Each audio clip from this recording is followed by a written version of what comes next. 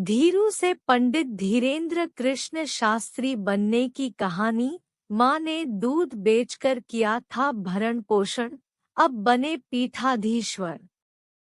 बागेश्वर धाम के महाराज कहे जाने वाले इस संत का जन्म छतरपुर जिले के ग्राम गढ़ा में 1996 में हुआ था।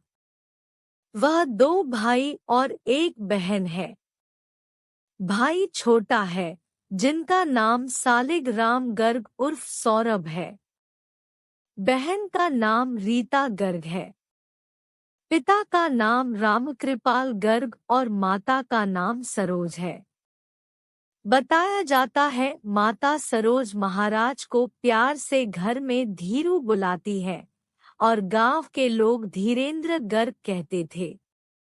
बागेश्वर धाम के पीठाधीश्वर पंडित धीरेन्द्र कृष्ण शास्त्री का सफरनामा काफी मुश्किलों भरा रहा है।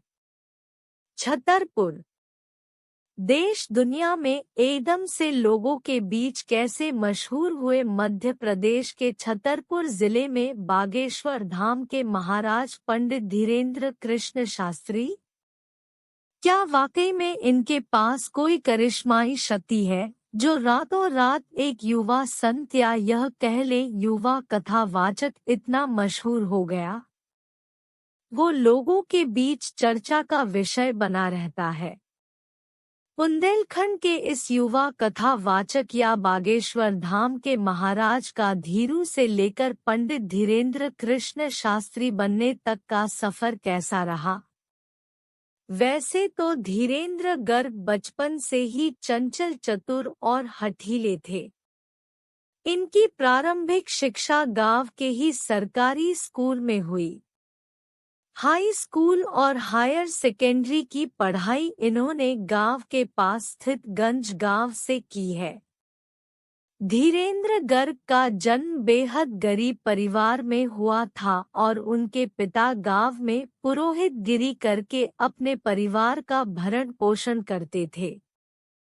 एक समय ऐसा आया जब गांव में इनके परिवार के चाचा आदि ने गांव में रहने वाले परिवारों को आपस में पुरोहितगिरी के लिए बांट लिया।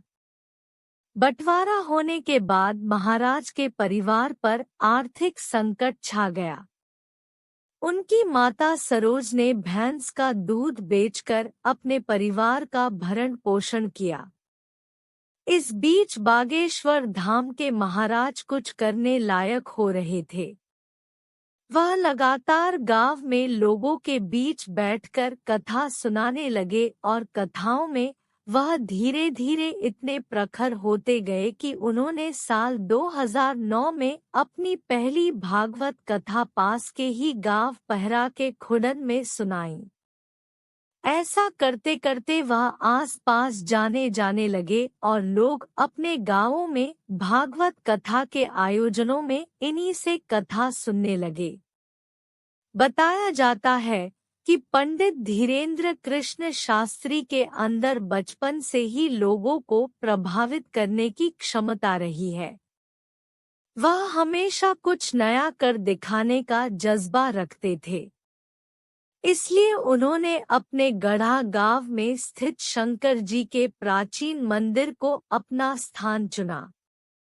इस मंदिर में भगवान शिव का ज्योतिर्लिंग है, जिसे बागेश्वर मंदिर के नाम से जाना जाता है। यहाँ साल 2016 में ग्रामवासियों के सहयोग से विशाल यज्ञ का आयोजन किया गया। उसमें श्री बालाजी महाराज की मूर्ति की भी स्थापना की गई। तब से यह स्थान बागेश्वर धाम के नाम से जाना जाने लगा। लोगों का यहाँ पर आना जाना शुरू हुआ। भागवत कथावाचक बताया जाता है कि श्री बालाजी महाराज के मंदिर के पीछे धीरेन्द्र कृष्ण शास्त्री के दादा सेतुलाल गर्ग सन्यासी बाबा की समाधि भी है। इसी स्थान पर धीरेन्द्र गर्ग ने कई बार भागवत कथा का आयोजन किया।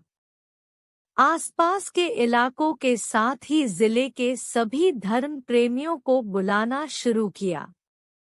अपने धार्मिक ज्ञान एवं शक्तियों और कथा की शैली से लोगों को जोड़ना शुरू किया तो इनके भक्त बढ़ने लगे। बागेश्वर का यह मंदिर बागेश्वर धाम कहलाने में देर नहीं लगी। यहीं से शुरू हुआ धीरू के पंडित धीरेन्द्र कृष्ण शास्त्री कहलाने का सफर। बागेश्वर धाम के महाराज ने अपनी ऐसी आभा दिखाई कि लोग हजारों लाखों की संख्या में यहाँ दर्शन करने पहुँचने लगे। पर्चे पर मन की बात। महाराज ने बागेश्वर धाम में ऐसा दरबार लगाया कि देश दुनिया से लोग इनके दरबार में अपनी पीड़ा लेकर पहुँचने लगे। लोग कहते हैं कि दरबार में महाराज की खासियत यह है कि वह पीड़ित के मन की बात पर्चे पर पहले ही लिख देते हैं, जिसे सुनकर सब हैरान हो जाते हैं। पहले महाराज अकेले बागेश्वर धाम में दरबार लगाते थे, लेकिन अब वह देश सहित विदेशों में भी दरबार लगाकर जनता के दिलो दिमाग पर छाए हुए हैं।